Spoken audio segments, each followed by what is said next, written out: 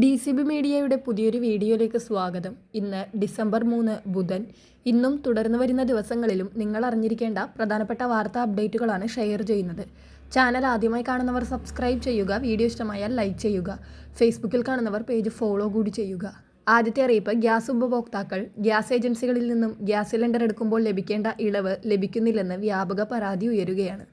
Agency ഓഫീസിൽ നിന്നോ ഗോഡൌണിൽ നിന്നുമൊക്കെ നേരിട്ട് സിലിണ്ടർ എടുക്കുന്നവർക്ക് ഗ്യാസ് സിലിണ്ടർ വിലയിൽ 33 രൂപ കിഴിവ് നൽകാൻ എണ്ണ കമ്പനികൾ നിർദ്ദേശം നൽകിയിട്ടുണ്ട്. എന്നാൽ മിക്ക ഉപഭോക്താക്കൾക്കും ഈ ആനുകൂല്യത്തെക്കുറിച്ച് അറിവില്ലാത്തതിനാൽ ഗ്യാസ് ഏജൻസികൾ ഈ കിഴിവ് മിക്ക ഉപഭോക്താക്കൾക്കും നൽകാറില്ല. ജില്ലാസ്ഥാനത്ത് നടന്ന ഗ്യാസ് വിതരണ ചാർജ് വർധന ചർച്ച ചെയ്യാൻ കൂടിയ യോഗത്തിൽ ഉപഭോക്താക്കൾക്ക് ഇത് സംബന്ധിച്ച് ബോധവൽക്കരണം നടത്താൻ എണ്ണ കമ്പനി പ്രതിനിധികൾ തീരുമാനിച്ചിരിക്കുകയാണ്.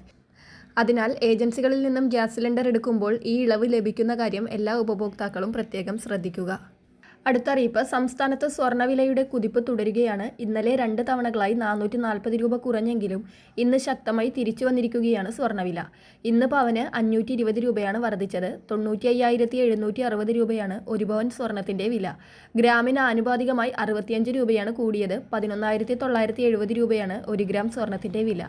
ഒക്ടോബർ 17 രേഖപ്പെടുത്തിയ 97,360 രൂപയാണ് സർവ്വകാല റെക്കോർഡ്. ഇതിലേക്ക് അടുക്കുന്നതിനിടെ ഇന്നലെ 2 തവണകളായി 440 രൂപ കുറഞ്ഞ ശേഷമാണ് ഇന്ന് സ്വർണ്ണവില തിരിച്ചു കയറിയത്.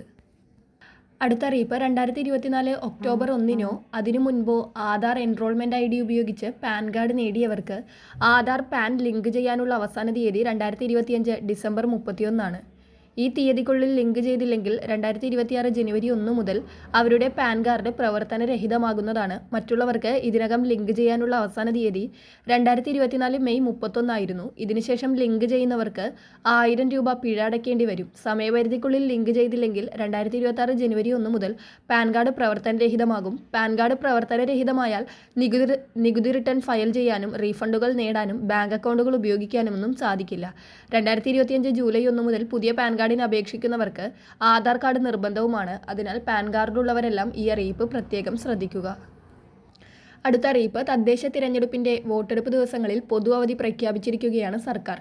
വോട്ടെടുപ്പ് നടക്കുന്ന 9-നും 11-നും അതത് ജില്ലകളിലെ സർക്കാർ ഓഫീസുകൾ, വിദ്യാഭ്യാസ സ്ഥാപനങ്ങൾ എന്നിവയ്ക്ക് അവധിയായിരിക്കും. സ്വകാര്യ മേഖലയിലെ വാണിജ്യ വ്യവസായ സ്ഥാപനങ്ങൾക്കും ഈ ദിവസങ്ങൾ ശമ്പളത്തോടെയുള്ള അവധിയായിരിക്കും. 9-ന് തിരുവനന്തപുരം, കൊല്ലം, പത്തനംതിട്ട, ആലപ്പുഴ, കോട്ടയം, ഇടുക്കി, എറണാകുളം ജില്ലകളിലും 11-ന് തൃശൂർ, പാലക്കാട്, മലപ്പുറം, കോഴിക്കോട്, വയനാട്, കണ്ണൂർ, കാസർഗോഡ് ജില്ലകളിലുമാണ് അവധി. വോട്ടെടുപ്പ് നടക്കുന്ന ജില്ലയിലുള്ളവരും എന്നാൽ അവധി പ്രഖ്യാപിച്ചിട്ടില്ലാത്ത ജില്ലയിൽ ജോലി ചെയ്യുന്നവരുമായ സർക്കാർ ജീവനക്കാർക്ക് പ്രത്യേക അവധി അനുവദിക്കും. അടുത്ത അറിയിപ്പ്, സംസ്ഥാനത്ത് നവംബർ മാസത്തെ പെൻഷൻ വിതരണം പൂർത്തിയായിരിക്കുകയാണ്. ഇനി ഡിസംബർ മാസത്തെ പെൻഷൻ വിതരണത്തിനായുള്ള കാത്തിരിപ്പിലാണ് ഗുണഭോക്താക്കൾ. ഡിസംബർ മാസത്തിലും പുതുക്കിയ പെൻഷൻ തുകയായ 2000 രൂപയാണ് ഗുണഭോക്താക്കൾക്ക് ലഭിക്കുന്നത്. ഡിസംബർ 25-ന് ക്രിസ്മസ് ആയതിനാൽ അതിനു മുൻപായി തന്നെ പെൻഷൻ ഗുണഭോക്താക്കളുടെ കൈകളിൽ തുക എത്തുന്ന രീതിയിലായിരിക്കും വിതരണമെന്നാണ് അറിയിപ്പുകൾ എത്തുന്നത്. അതായത് ഡിസംബർ 25-ന് മുൻപ് തന്നെ സംസ്ഥാനത്ത് പെൻഷൻ വിതരണം ഉണ്ടായേക്കും. വളരെ പ്രധാനപ്പെട്ട ഈ വാർത്താ അപ്ഡേറ്റുകൾ മറ്റുള്ളവർക്ക് കൂടി ഷെയർ ചെയ്യുക. വളരെ പ്രധാനപ്പെട്ട ഈ വാർത്താ അപ്ഡേറ്റുകൾ മറ്റുള്ളവർക്ക് കൂടി ഷെയർ ചെയ്യുക.